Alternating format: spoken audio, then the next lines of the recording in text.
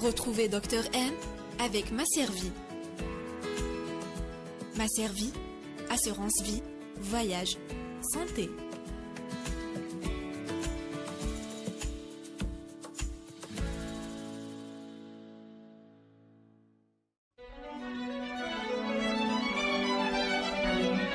Pour bien s'entendre, il faut bien s'écouter. Rendez-vous sur M, la petite radio du Grand Maghreb. Bonjour à tous, ravi de vous retrouver pour un nouveau numéro de l'émission Dr M. Aujourd'hui, nous allons vous parler de la nouvelle campagne de l'association MN, qui vise à sensibiliser le consommateur algérien à jeûner sainement durant le mois de Ramadan.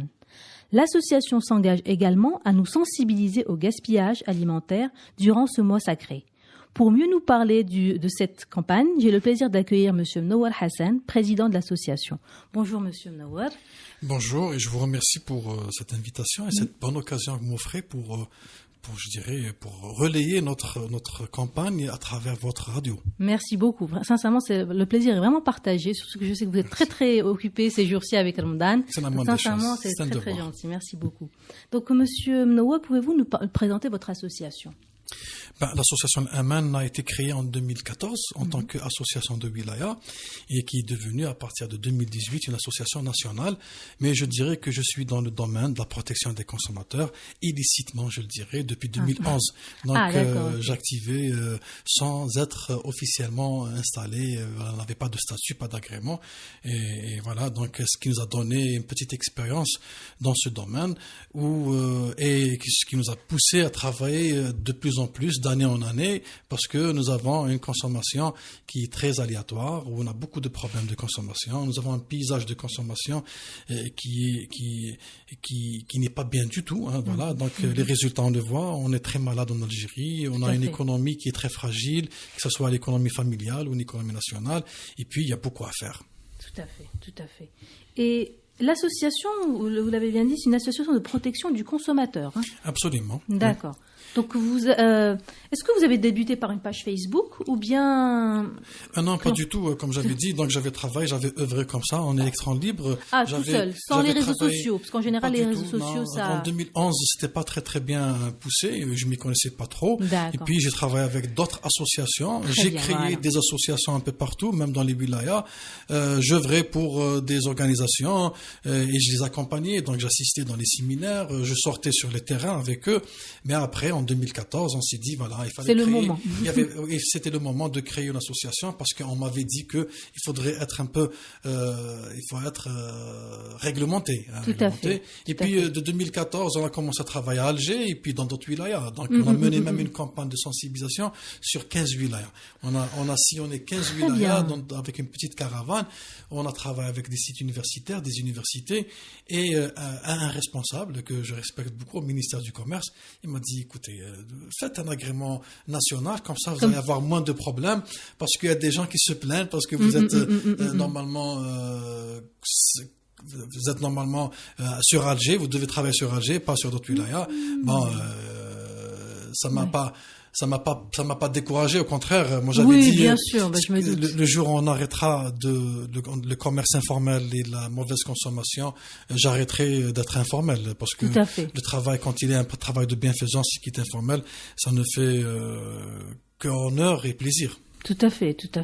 Et est-ce que vous faites des campagnes, quel type de campagne vous menez durant l'année ? Des campagnes très basiques. On travaille beaucoup avec les enfants dans les écoles et aussi avec les étudiants dans les universités. Donc l'association Aman, elle est beaucoup plus orientée vers les futures générations.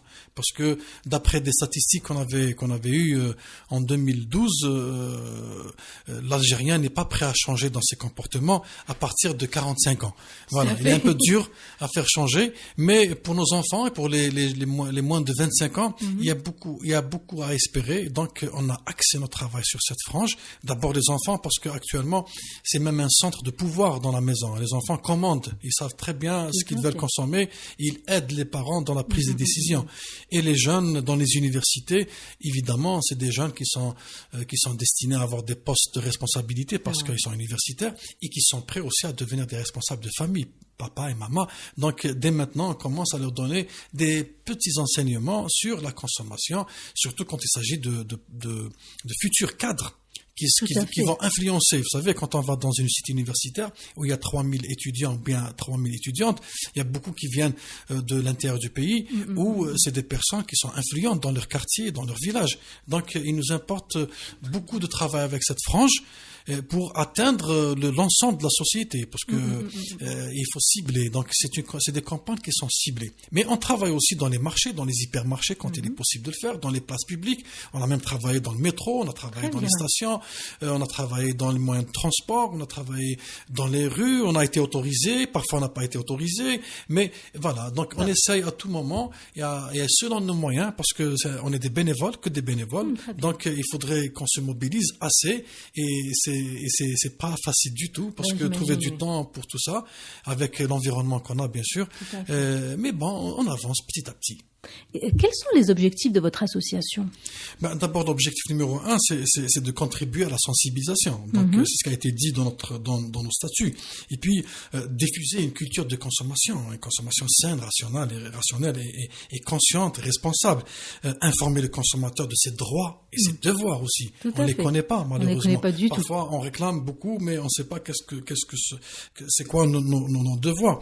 Et on fait aussi beaucoup dans l'accompagnement des consommateurs lésés. Les gens qui se plaignent. D'ailleurs, l'association a installé un guichet du consommateur qui ouvre une fois par semaine pour recevoir les plaignants et traiter des plaintes. Mais comment vous pouvez recevoir les plaintes? On les reçoit dans nos bureaux. On désigne toujours un membre qui est permanent, un bénévole permanent, et on a un registre élaboré académiquement, qui a été même accepté même à travers des instances internationales, d'ailleurs je tiens à le dire, au niveau de la Commission des Nations Unies. Donc nous avons eu l'occasion de le présenter dans un séminaire. Il a été accepté, approuvé et diffusé pour 8 pays du MENA. Donc c'est un registre qui a été bien élaboré. Donc on prend les plaintes et on les traite et on arrive, alhamdoulilah, à régler beaucoup de problèmes sans que le plaignant aille à la justice. Donc, sur tout ce qu'on a traité, il n'y a que deux affaires en justice.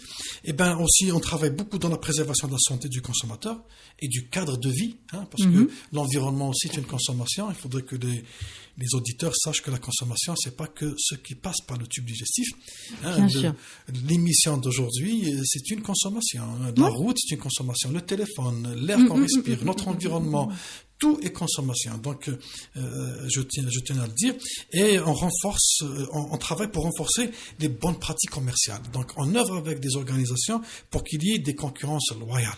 Il faudrait qu'on se penche sur ça, parce que quand on a de la concurrence loyale, on a de meilleures prestations, on a de meilleurs produits sur le marché.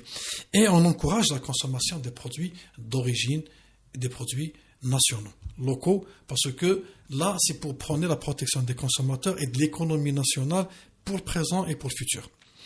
Maintenant, bien sûr, avec ça, on a élaboré des plans de travail. C'est un plan de travail qui existe depuis 2014 à ce jour. Donc, on travaille sur 7 axes bien déterminés. Donc, le premier axe, c'est l'organisation, la structuration. L'association a besoin d'être bien structurée. Donc, c'est les réunions, c'est les assemblées et c'est la formation interne. On a l'axe de sensibilisation. Donc, on a quand même des personnes qui ne font que ça. Et la médiation et traitement des plaintes aussi, c'est un axe de travail.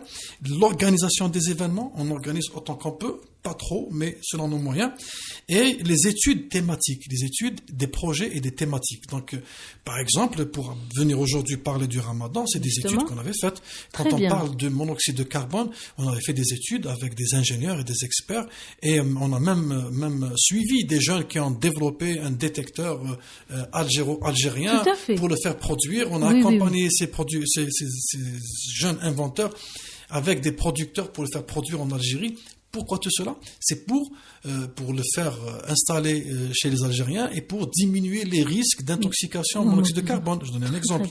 Et on a le partenariat, c'est très important. Donc le réseautage, on essaie de créer un bon réseau national.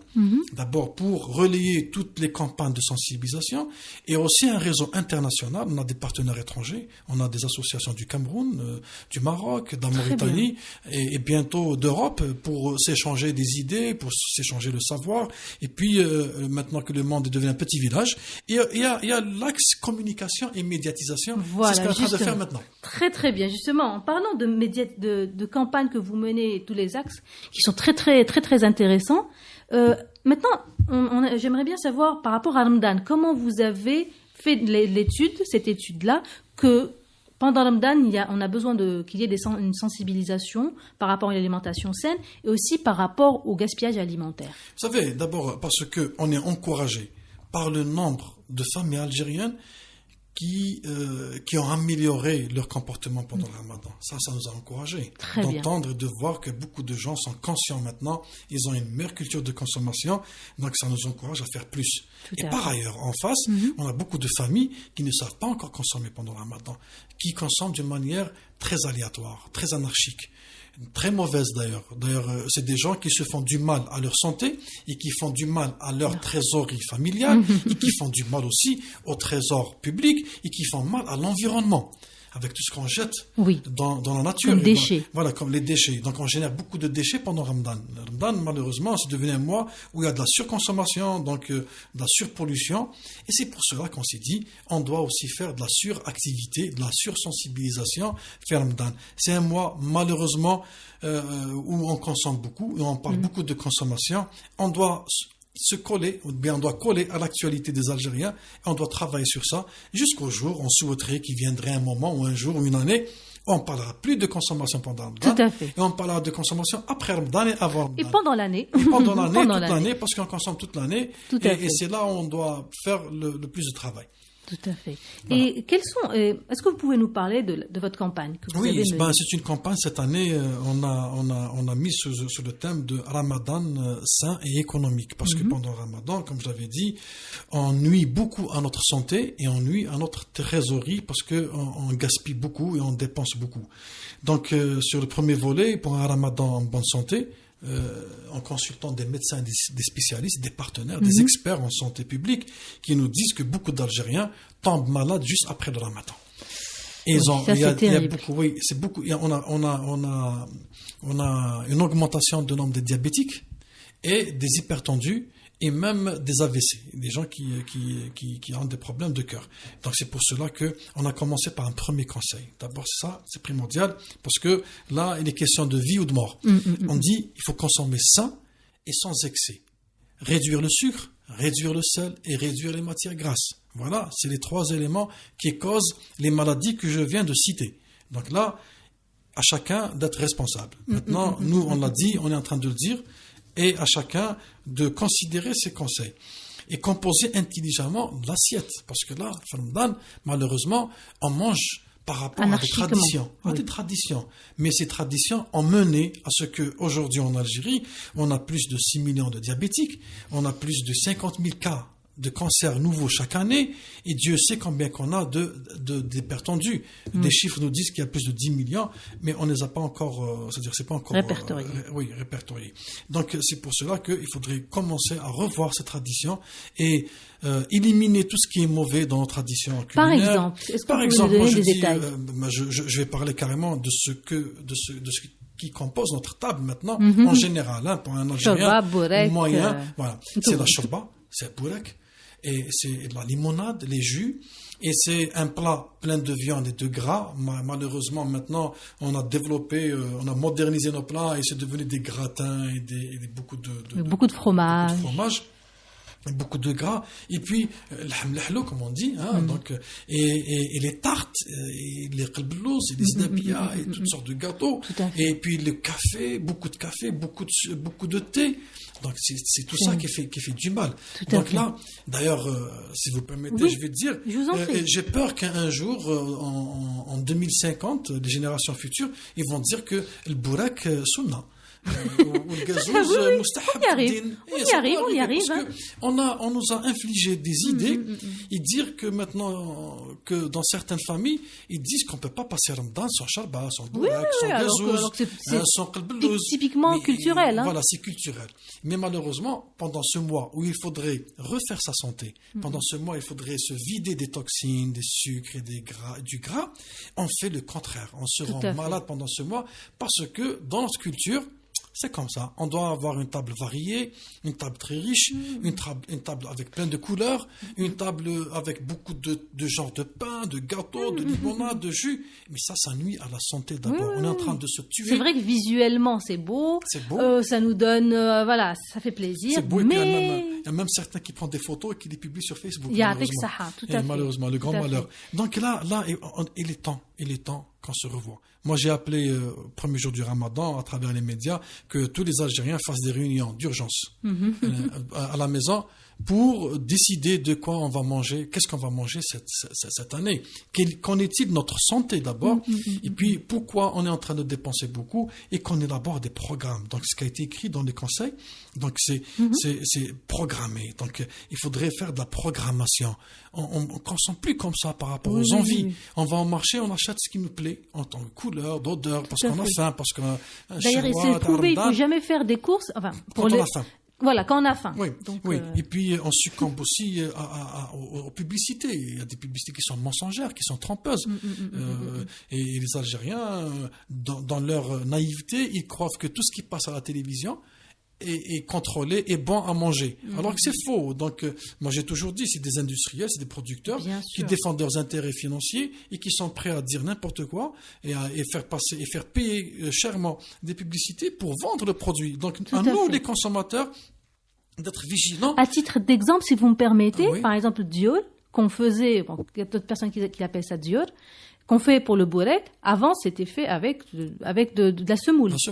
Maintenant c'est avec de la farine. C'est très mauvais. Voilà. Très mauvais. Donc c'est un très bon conseil parce que les gens maintenant ne font pas la différence entre la semoule et la farine, alors que la semoule, elle ne nuit pas à notre santé comme la farine. La farine blanche qu'on consomme en Algérie est une farine médiocre. Elle est nocive, elle nous fait beaucoup de mal. D'ailleurs, c'est maintenant que les médecins commencent à en parler parce que ça fait beaucoup de mal. C'est une farine qui est subventionnée, qui n'est pas chère, mais qui fait du mal à la santé, qui, à l'avenir, nous fait beaucoup de mal et nous coûte beaucoup plus cher avec les soins, avec les médicaments, avec les handicaps, on ne peut pas travailler, etc. Dans une baguette de pain, il y a l'équivalent de 25 morceaux de sucre. Eh ben, il n'y a pas que le sucre, il y a des produits qui nous causent des cancers, c'est les améliorants, c'est très mauvais. Donc là, pendant Ramadan, moi je me dis pourquoi Ramadan, c'est le khobz avec toutes les couleurs, aux olives, aux sanouj.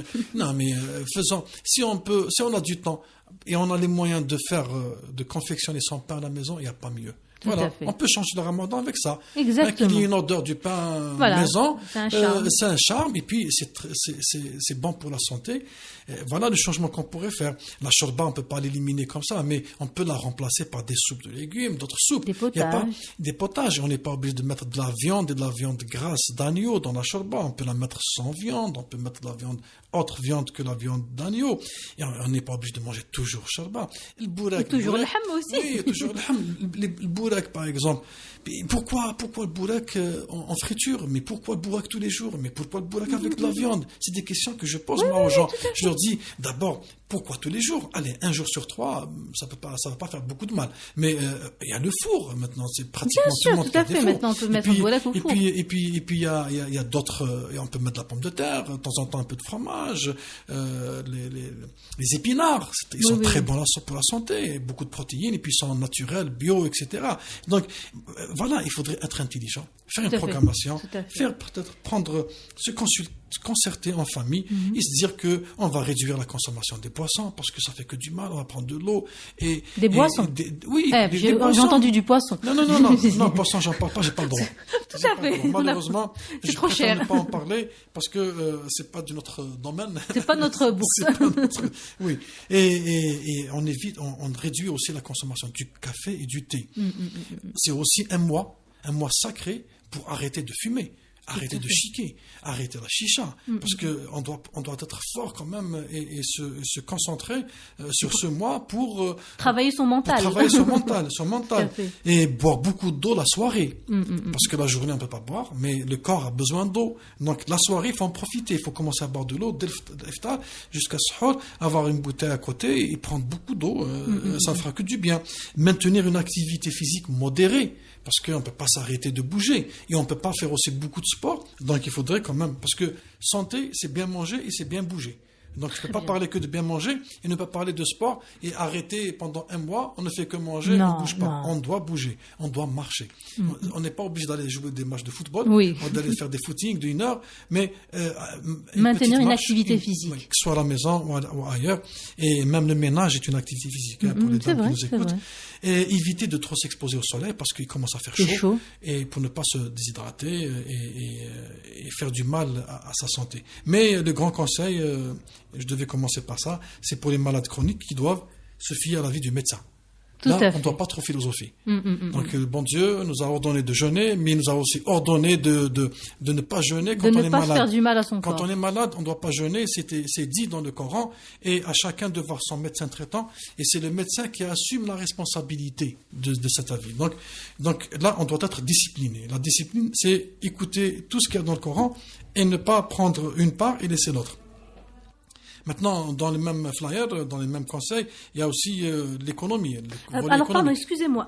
Avant d'arriver à l'économie, il y a le point numéro 2, c'est rompez le jeûne avec des dattes, des fruits ou de l'eau tiède. Vous faites très bien de le préciser parce qu'en général, on a pour habitude de rompre le jeûne avec des dattes, avec du lait. Oui. Alors que le lait est lourd pour la digestion. Écoutez, maintenant on le sait, moi je le sais, je ne peux pas trop en parler parce que les études sont en cours. Il y a des experts dans le domaine qui commencent à dire que le lait n'est pas très bon pour la santé. Oui, on en a fait toute une émission absolument. Et tout à fait. Donc moi aujourd'hui, en tant que président d'une association des consommateurs, je ne parle pas de lait jusqu'à ce qu'il y ait des rapports fiable, officiel, pour que je puisse en parler. Mais je sais que les dattes, c'est très bon. Les dattes sont composées de substances magiques pour la santé. Et malheureusement, c'est encore cher. Mais je dirais à ceux qui nous écoutent, si vous ne pouvez pas prendre beaucoup de dattes, au moins une date. Oui, tout à fait. Essayez de composer votre table. Si vous êtes 5 dans la famille, si vous ne pouvez pas mettre 15 dates, 3 pour chacun, mettez 5. Et si vous ne pouvez pas, un autre fruit ne serait pas meilleur que les dates, mais il serait aussi bon. Et puis, de l'eau, un petit peu d'eau tiède, pas glacée. Tout à fait, parce qu'il commence à faire chaud et là, on va se ruer sur l'eau. C'est de l'eau tiède, un quart de verre. Juste pour ouvrir un petit peu les voies dans l'estomac et ça fait beaucoup de bien parce qu'on a des Algériens qui rompent le jeûne avec du café noir, d'autres avec du café au lait, d'autres avec du petit pain, avec des croissants, carrément avec la shorba, très acide, très chargé, des tartes, avec une cigarette malheureusement. Et il y a des gens aussi qui ne prennent que ça et ils ne mangent qu'une heure après. Donc c'est pour ça qu'on avait dit aussi qu'il faut maintenir les repas essentiels, iftar et suhoor. Le bon Dieu qui nous a dit de jeûner, il nous a ordonné aussi de manger au coucher du soleil et de manger aussi suhoor juste avant donc le lever du soleil. Donc si ça a été dit comme ça, c'est pas par hasard. Donc on doit les suivre et les médecins, les experts, les professionnels vont prouver plus tard que ça a un bénéfice. Il faudrait pas déranger tout ça, il faudrait pas perturber tout ça, on les maintient. Voilà, donc ça c'est très important. Le jeûne, il y a ibada, donc c'est pour le bon Dieu. Il faut le faire convenablement, comme ça a été dit. Il faudrait suivre aussi les avis des médecins et des nutritionnistes. Il faudrait maintenant faire de la recherche sur Internet. Tout le monde a Internet. Maintenant, on sait tout faire, mais on ne sait pas manger malheureusement. Donc allez-y, mesdames, les messieurs qui font les courses, consultez, dites, il faut comment consulter, comment manger sain. Je suis à Alger, qu'est-ce que je peux trouver? Je suis à Tamarasset, qu'est-ce que je peux manger de bon parce qu'il fait là-bas notre climat et ainsi de suite. Donc il faudrait s'adapter, il faudrait faire de la recherche, il faudrait s'en occuper sérieusement. Oui, tout à fait, tout à fait. Très bien. Et par rapport à l'économie, c'est-à-dire vous avez mis toute une partie sur parce que le gaspillage vers Ramadan. Absolument, non, mais Ramadan, en réalité, Ramadan, d'ailleurs moi je le fais, Ramadan, je fais des économies. Mais je ne sais pas pourquoi en Algérie, il y a certaines familles qui font des économies avant Ramadan pour les dépenser pendant Ramadan. On a trouvé des familles qui dépensent 3 fois ce qu'ils dépensent sur les autres mois. Ça, c'est aberrant. C'est terrible. C'est aberrant, c'est terrible. Ça fait beaucoup de mal. Donc, et pour cela, il faudrait savoir planifier et programmer les achats selon les moyens. Tout à fait. Moi, j'ai un petit salaire, je dois consommer par rapport à mon salaire. Moi, je suis une association de consommateurs. Je ne suis pas les pouvoirs publics. Je ne peux pas faire augmenter le SMIC ni changer quelque chose sur le pouvoir d'achat. Mais ce que je peux faire, vous touchez 30 000 dinars, consommez sur 30 000 dinars. Oui, Voilà. mais en fait, on va dire que c'est un petit peu culturel dans le sens Oui. où Ramadan, on se frustre et on a envie de se faire plaisir à la fin de la journée. C'est juste que ce qu'on achète pendant la journée, c'est pas sûr qu'on le consomme. Mais je vais pas m'endetter, Voilà. pour bien faire sûr, plaisir. bien Moi, je peux sûr. pas dire ça. Et je peux pas ici aussi passer mon temps à dire pourquoi le pouvoir d'achat s'est dégringolé, pourquoi les Algériens n'arrivent pas. Ça, je suis algérien, je vis dans ce système Bien sûr, algérien, on est tous, je le on sais. est tous Mais tout ce concernés. que je peux faire maintenant, c'est dire aux gens, consommez selon vos moyens. Voilà. C'est-à-dire, c'est tout ce qu'on peut faire. Et puis, pour cela, il faudrait qu'il y ait une bonne programmation. On peut manger bien pour la santé sans trop dépenser. Tout à On fait. n'est pas obligé de manger de la viande pour dire que je suis en bonne santé. On n'est pas obligé d'acheter des yaourts à ses enfants des fromages ou des jus ou de la limonade pour dire qu'on a fait attention à la santé des enfants. On peut leur faire manger des légumes de saison. Il y a de la saison maintenant, par exemple, on a les carottes qui sont à 70 dinars. C'est très bénéfique pour la santé. On a j'ai parlé des épinards, c'est 20 dinars le repas et c'est très bon pour la santé. Donc c'est tout ce que je peux Il y faire. a des alternatives en fait. Vous proposez mais des alternatives. on doit le dire comme conseil. Il y a des gens, ça leur plaît pas, ils disent oui parce que vous savez pas. Non, mais je sais que je peux rien faire d'autre. Moi, je suis qu'une association. Je suis bien sûr. une Bien société sûr. civile. Déjà vous sensibiliser, Oui, c'est déjà énorme. Oui, hein. parce que qu'est-ce qu'on peut faire? On peut aller crier ailleurs pourquoi les Algériens ne touchent pas beaucoup. Pourquoi Bien le SMIC, sûr, il a bien sûr, 18 mais 000 c'est dinars. pas le ministère de l'économie. Mais c'est pas notre. Si on aurait pu Bien faire des quelque finances. chose, si j'aurais pu faire quelque chose, j'aurais multiplié le SMIC à 4 parce qu'on a fait un calcul et les dépenses d'une famille d'une taille moyenne algérienne de 5 membres, il leur faut 60 à 70 000 dinars pour vivre dignement. Ouais, c'est ça, vous imaginez. Voilà. Donc je sais que 18 000 dinars c'est pas suffisant, mais avec le peu qu'on a, on fait une programmation. On réduit dans la consommation d'électricité, on réduit dans le téléphone, dans l'internet, dans la voiture, c'est ça. on réduit dans les vacances, on réduit dans les cadeaux qu'on prend dans les fêtes, on réduit dans les sorties et on s'occupe du manger de nos enfants convenablement. Ne succombez pas aux publicités, parce qu'il y a des gens qui achètent parce qu'ils ont vu quelque chose de bien à la télé. Désignez un responsable dans la famille pour éviter des achats inutiles. Maintenant, on va faire Ramadan. Même les gens, ils ont peu de moyens, mais chacun rentre avec khobza, gazouz, les gâteaux préférés de chacun. Ils vont finir malheureusement des fois à la poubelle. Et soit ils finissent dans nos ventres et s'ennuient à notre santé, soit ils finissent dans la poubelle et s'ennuient à la santé d'abord de la planète et d'économie familiale et d'économie nationale. Et conserver les aliments en tenant compte de leurs conditions. On jette beaucoup d'aliments parce qu'on ne sait pas les conserver. C'est vrai. Voilà, donc ça c'est très important. On a des réfrigérateurs, on a des congélateurs et on ne sait même pas comment organiser nos tiroirs et nos étagères dans les réfrigérateurs. On doit apprendre, consulter sur Internet, demander aux voisins, les vieilles d'autrefois qui connaissent bien ça, les vieilles autrefois conservées sans réfrigérateur. Voilà. C'est ça. Et puis réutiliser les restes alimentaires et recycler les repas pour éviter le gaspillage alimentaire. Tout à fait. Vous savez il y a dans certaines familles qui disent je mange pas sharbat al-ba. Mais c'est grave ça. et tout. Mais c'est quoi? Mais ça vient d'où? Point de vue santé, elle pourrait être que meilleure. Point de vue goût, je vous confirme qu'elle est meilleure. Et puis pourquoi jeter de la nourriture? Parce que on a un réfrigérateur, on la met dedans demain, on la recompose dans un autre repas. Dans les bourraks, et puis quand je sais que j'ai cuisiné beaucoup, je mets une assiette, je la donne à des voisins pour faire des échanges, bien sûr, tout à fait. pour créer un esprit de fraternel, de convivialité. Et puis le dernier point, si vous voulez bien. Alors, c'est jeûner et travailler efficacement. Parce que malheureusement, on dépense beaucoup et on travaille très peu. Tout à fait. Donc, l'économie nationale est touchée, l'économie des entreprises est touchée et l'économie familiale est touchée. Donc, Ramadan, c'est pas un mois où on va dormir, c'est un mois où on va travailler. On doit faire du bien à notre santé comme à notre économie, faire des économies chez soi et faire gagner aussi les entreprises chez qui on travaille. Ramadan, c'est religieux, c'est ibadah. Rabbi subhanahu atana Ramadan, mais aussi, Ramadan nous a démontré que des musulmans ont fait des guerres pendant Ramadan et qui ont gagné pendant Ramadan. Donc, avec des conditions plus terribles que maintenant. Tout à fait. Il n'y avait pas de climatiseur, il n'y avait pas de... Mais en Algérie, malheureusement, on voit beaucoup de gens, pendant le Ramadan, ils ne travaillent pas. Donc, moi, je vais dans une APC et je n'arrive pas à régler mes problèmes administratifs ça, parce que le monsieur me dit « Anne Saïm » ou « n'est pas là parce que Saïm ». Donc, voilà. Ça, c'est les conseils qu'on a donnés. Inch'Allah, votre radio... en tout cas, merci beaucoup. C'était très, très enrichissant. Vraiment, c'est très, très bien structuré. Voilà, c'est des flyers que vous distribuez à peu près partout et qui structurent bien les choses. Pendant tout le Ramadan. Très bien, très, très bien. Sur l'ensemble du territoire national. Là où on a des moyens. Et vous avez aussi une page Facebook qui s'appelle Association nationale pour la protection des consommateurs. Très, très bien. Je vous souhaite beaucoup de courage et beaucoup d'énergie parce que c'est un combat quand même pour changer les mentalités. Et Inch'Allah, merci beaucoup. Retrouvez notre émission sur les réseaux sociaux, Instagram, Twitter, Facebook, et sur SoundCloud et radio-m.net. Et à la semaine prochaine. Retrouvez Dr M avec Masservie. Masservie, assurance vie, voyage, santé.